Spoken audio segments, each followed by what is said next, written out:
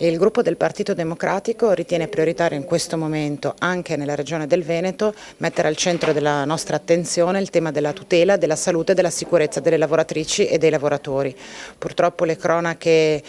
giornalistiche ci riportano quasi quotidianamente di infortuni, incidenti sul lavoro, spesso anche mortali. La regione del Veneto non è ancora dotata di una legge organica e strutturale per proteggere le lavoratrici e i lavoratori dai rischi che corrono andando a lavorare e dunque riteniamo fondamentale che questa legge sia posta all'attenzione del Consiglio regionale. Premesso che è impossibile accedere a informazioni complete rispetto all'attuale dotazione degli SPISAL nella nostra regione, è evidente che per la funzione che gli SPISAL svolgono sia in termini di prevenzione che in termini di vigilanza e controllo, se vogliamo davvero presidiare il campo della tutela della salute e della sicurezza dei lavoratori, dobbiamo dotare l'organismo che svolge le attività di prevenzione e di controllo di un numero di persone congruo che siano dotate delle competenze che oggi sono necessarie nel mondo del lavoro. In Veneto non esiste una legge per il contrasto al caporalato, eppure la nostra regione, in particolar modo tra le regioni del nord, è un territorio particolarmente esposto a questo fenomeno di sfruttamento.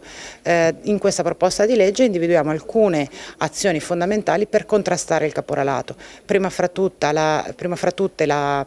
promozione della rete per il lavoro agricolo di qualità, una rete a cui la regione dovrebbe invitare le imprese ad aderire per certificare la loro qualità sul campo della salute e della sicurezza sul lavoro. Calcolate che soltanto poco più del 4% delle imprese agricole del Veneto oggi aderiscono a questa rete. Proponiamo l'istituzione di elenchi telematici per l'incontro tra la domanda e l'offerta di lavoro agricolo per una ricerca di lavoro stagionale trasparente e legale, e poi ci sono un'altra serie di azioni che la Regione può mettere in campo per garantire un trasporto sicuro dei lavoratori da casa al luogo di lavoro, per garantire loro delle abitazioni dignitose, per garantire loro della formazione adeguata, in particolar modo stando attenti alla mediazione linguistica, un canale preferenziale per quanto riguarda le lavoratrici agricole donne che sono al momento molto sfruttate, e infine la necessità di costruire una relazione, un protocollo d'intesa con la grande distribuzione per ripristinare la legalità lungo tutta la filiera, dal campo dove si raccoglie